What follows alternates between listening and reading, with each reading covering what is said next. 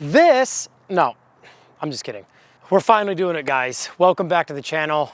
This is my 1965 body dropped and roof chopped Chevrolet Corvair Monza. I've talked about doing a build video on this car since I started the YouTube channel a few years ago, and I didn't really know how to go about doing it. I thought about just shooting it handheld, as most of the vlogs and the episodes here on the channel are filmed, but all of the footage of building this car was filmed long before I started a YouTube channel 10 years ago this month. As we're recording this in December, marks 10 years of my ownership with this car. So I felt like now was a fitting time to do a build video on this car to kind of commemorate a decade of ownership with this thing. So we'll take you guys back to the beginning of when I first saw this car. Now, 2013, this was before Facebook Marketplace. This is when we were all surfing Craigslist day and night, especially in the deep fall, early winter months, living in New Hampshire. Things got cold, you put your cars away, they started salting the roads, and you started to live on Craigslist looking for your next winter build. So I saw this car on Craigslist. Now, I wasn't specifically looking for a Chevrolet Corvair,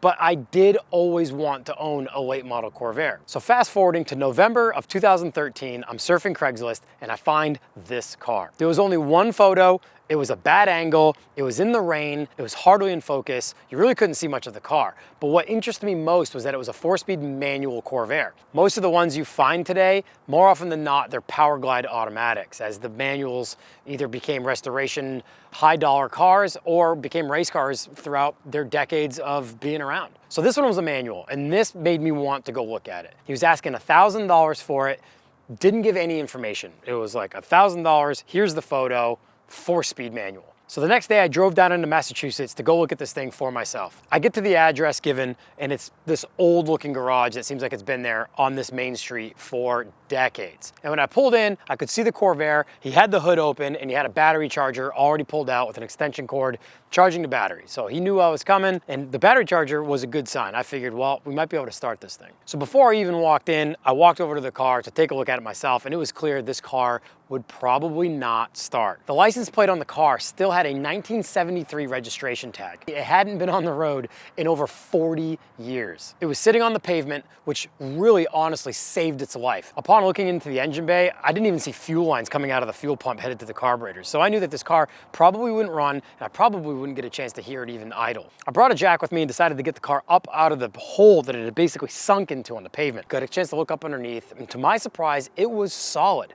There are some rust holes in the floors here and there, but the bones of the car had stayed solid. So I go inside and talk to the guy about the car. He basically had too many unregistered cars on his property, and the city was making him get rid of all the cars that weren't registered. He had told me that he had been systematically removing cars headed to the crusher one after one every weekend. He said no one had come to even look at the car, and that Saturday he was going to be taking it to the crusher himself if it didn't sell. Well, at that point, I knew we weren't talking about $1,000 anymore.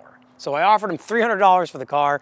He said, no, I got to get at least $500. Again, when I arrived, I was really only interested in the 4-speed gearbox and anything else that might be usable on the car. But once I saw how solid it was underneath, I knew that this car needed to see the road again. So he told me he had a van full of Corvair parts out back. We decided to split the difference. We settled at $400, and I got this car, including the van full of Corvair parts in the backyard. I immediately got on the phone with my dad, and I said, I think I just found the late model Corvair that we're gonna chop the roof on. The very next day, my father and I came back with the truck and trailer. At the time, it seemed overwhelming, the amount of extra parts he had with this thing. We laid it all out. We got some stuff strapped down under the Corvair on the trailer. We got stuff strapped down on the tongue of the trailer, and we filled the back of his truck right full of all the rest of the parts. Once we got the car home and got all the parts put away, we decided to try to get it running. So we've got a fuel can, we put a proper fuel line to the fuel pump, made sure the fuel pump was still working, put power to it. It still had oil, the oil looked good, so we cranked it over, and it immediately fired up. And here it is in the driveway, running.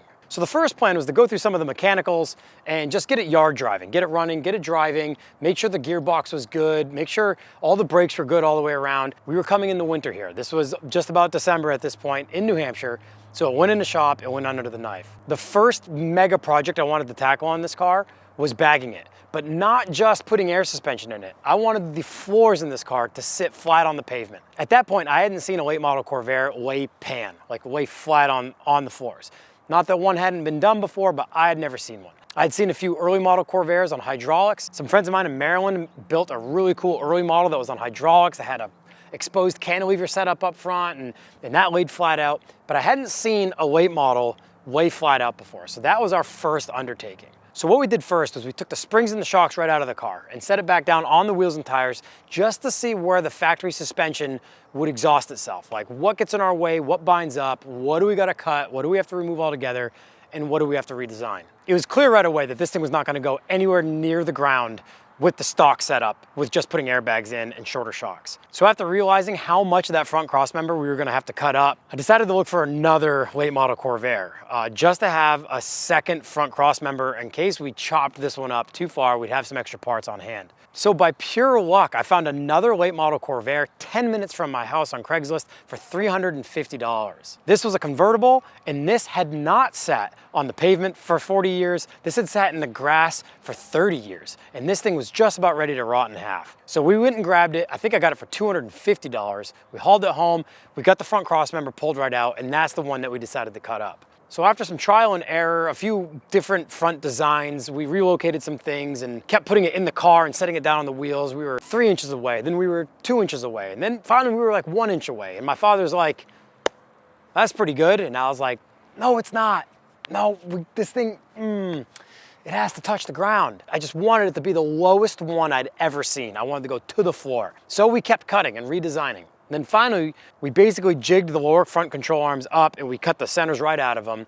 We CNC plasma cut these cups that lowered down about 2 or 3 inches below the control arm itself. We welded some gussets in, reinforced it, welded it all together. Then we CNC cut some lower dropouts for the shock itself, because this is a coilover setup in the front of these cars, and it's pretty small and compact since the motor's in the back. So we got the control arms figured out. Now we had to raise the top. In the Corvairs, both the upper spring perch and the upper shock mount are contained on this removable front crossmember. So we raised all of it. And we raised the top shock mount by over 3.5 inches. Expanding these two mount points, we're gonna allow us to get a shorter collapsed height, getting the car as low as possible. After all of that work, we finally got the car sitting on the ground. The rear, we basically cut up into the body a little bit, essentially raising the upper mount. And the rear axles in these cars are not a swing arm like the early models. They are an independent rear suspension with inner and outer U-joints. So we put a flat plate on the trailing arm that the bag could sit against and secured it up into the body on the top. The rear was pretty easy to do. Separate bag, separate shock. We found some shocks that were short enough to collapse to still lay the car out. And I mean lay it out. The rear lower control arm inner bolt heads actually sit on the ground with the transmission case. So now we had to redesign the tension rod, and it actually mounts on top of the lower control arm up front. So the farther that control arm goes up as you lower the car, the tension rod binds up and fights the lower control arm from allowing the car to go as low as you want it to. So we decided to use a high misalignment joint, welded a bung into the tension rod itself that was threaded, and we had an adjustable high misalignment joint that we now mounted underneath the lower control arm to give it more range of motion, to basically allow the front to let the whole car go all the way to the ground. I decided to channel my inner aviation nerd in me in this car as well. Decided to go the bomber seat route. I found this company online called Rotten Leonard. They had some upholstery to them, which I liked. They weren't just all metal. I ended up cutting some sheets of aluminum to use as the backs to cover the wood, because basically they had an exposed wood back. And I made an overhead toggle switch panel above the windshield in the driver's seat to drop down these really big bat handles with indicator lights. I had a master kill switch for my compressor, cabin illumination, USB charger ports were on and off from the bat handles. And when each one was on, the indicator lights came on. It really kind of gave it this cool avionics look inside the car. At this point, suspension and interior was kind of nearing completion. And then what loomed over my head was the roof chop. I almost backed out of this. It was a daunting task. Neither my father or I had ever chopped a roof before, and we're not chopping a Model A roof. We're not dealing with straight up pillars. We're dealing with angles in different widths of the pillars. The A pillars are a little bit wider than the C pillars. So the amount of math involved in chopping the roof on this car seemed a little daunting. And the car is the right candidate. It's solid enough to put back on the road and to warrant all this work, but it's not a cream puff nice car that we're gonna chop the roof off of. So we took some preliminary measurements, we masked off the windows. You can even see in one of the first photos of the car aired out outside the shop, you can see the masking tape line on the windshield where we thought we were gonna cut this. So I gave in and we decided to chop the roof on this 65 Corvair. And it would take it one step further into being a wild Corvair, body dropped on air, laying pan, but also with a roof chop. Now again, this is originally what I always wanted to do because I always felt like the roof of the late model Corvairs just seemed too high. It seemed like they were too much of a fishbowl, bubble top looking car. But the one thing I did want to retain in the overall thought process of how far we were going to chop the roof was retaining the smoker windows. I really wanted to keep the front vent windows. So that meant we couldn't go too far with the roof chop. And essentially,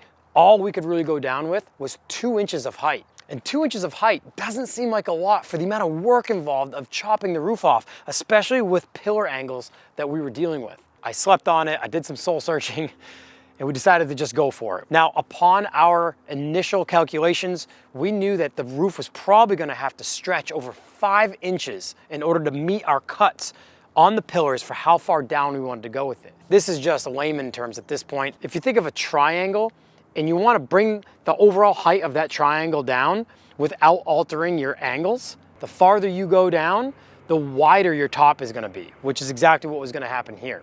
So knowing that we were probably going to have to section the roof and add a lot of material lengthwise, we decided to go up the street, literally a couple miles up the street from my house, and go to our local junkyard. They had probably 10 to 15 late model Corvairs in there. So my father and I, armed with battery powered sawzalls and a camera, went up there and started searching for Corvair roofs that looked pretty similar to mine. Finally, stacked on top of another car, we found a Corvair that had all the patina we needed. The roof was all rust, no paint left whatsoever.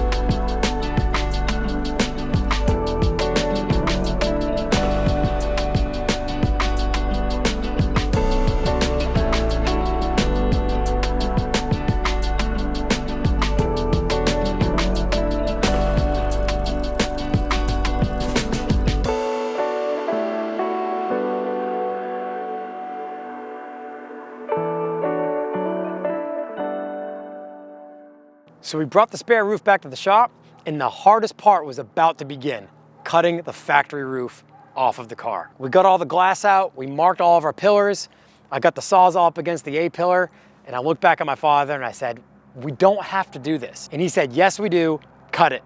So I cut through that A pillar and we entered the point of no return. So we cut the roof clear off, and this 65 Chevy Corvair was now a roadster. And if I'd been tackling this project on my own, it would probably still be a roadster today.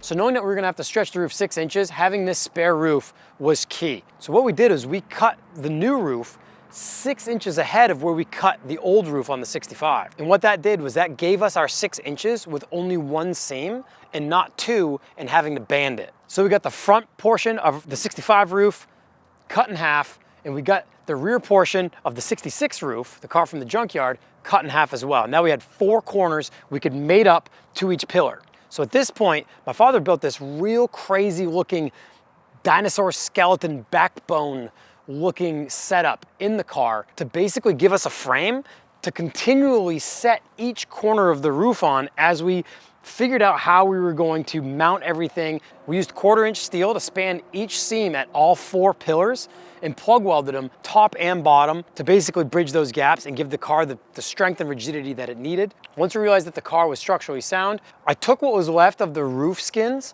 and cut these long strips to cover the seams.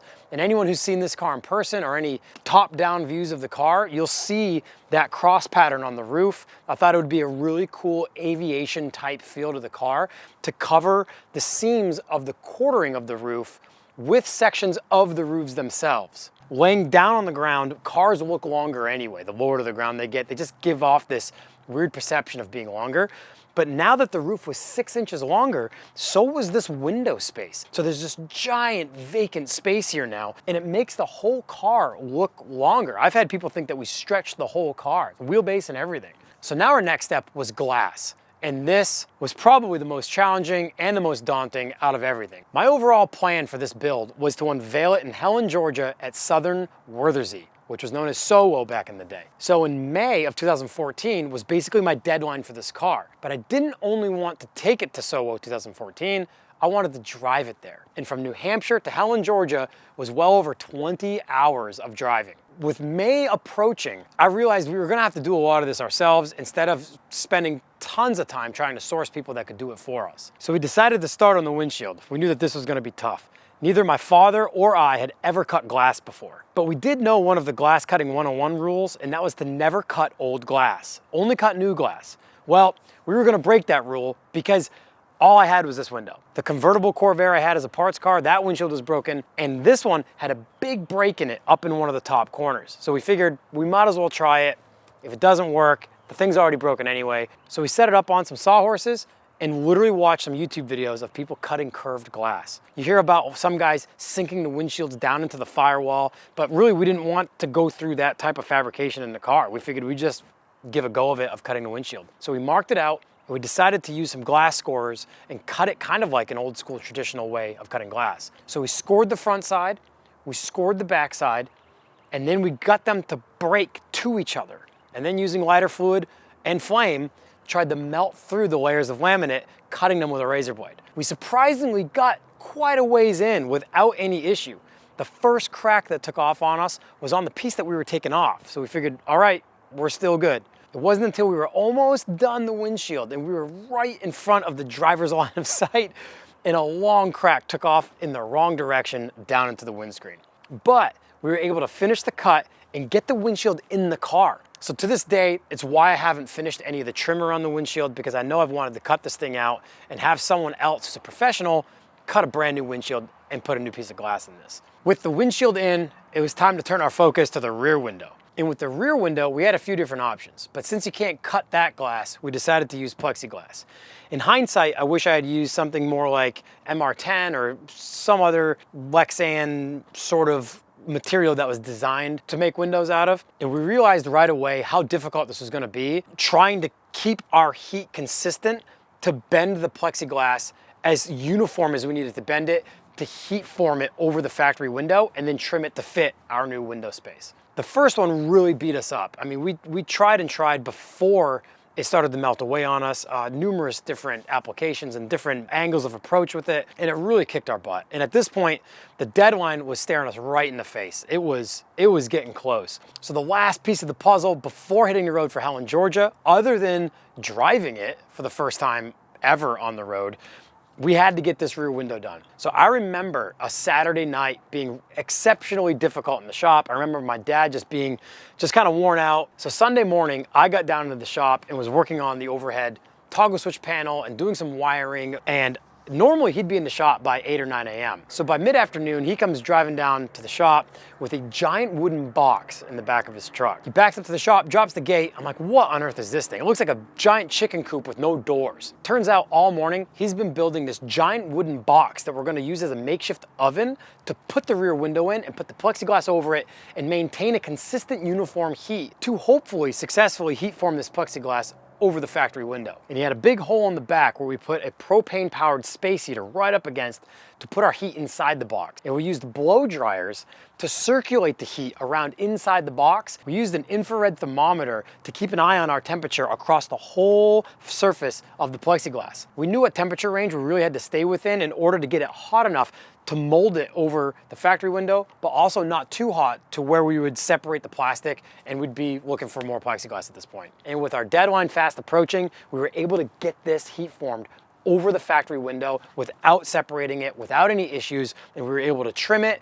and get it in to this window space. So we got it siliconed into the car, and then I took some 1-inch flat and 1-inch angle aluminum and made a traditional brace setup for the back of this window to hold it in the car when driving at speed with wind coming inside the cabin, ultimately creating a sail. Well, with the windshield done and the rear window in, it was just about time to get this thing ready to hit the road to Helen, Georgia. So for only about a week, I drove this thing around my hometown to shake it down, make sure everything seemed good to go. I hit the road for Helen, Georgia solo. No passenger, no support vehicle, just hit the road and went for it. made it to Helen, Georgia in a monsoon. We found all the little leaks in the roof and the windshield. Wherever there was a little leak, there was water coming in. Had a great time there, sharing the car with all my friends and other people who had never seen it before. So since then, I've done the 1985 Southern Ways Epsilon 16-inch wheels. I've moved up to 16s all around on the car. These are some of my favorite wheels. I really like 5-spokes on the car. I feel like they're pretty timeless. You can put a 5-spoke on almost anything. Other cool modifications I made to the car that I'm really excited about was I made this Ludwick's Garage clear acrylic lowrider plaque, essentially, and I illuminated it. One of the bat handles up overhead actually controls the illumination in the cabin and the rear lowrider plaque as well. But that's basically it, guys. There's so much more I could talk about on this car and things I've done with it and where it's been.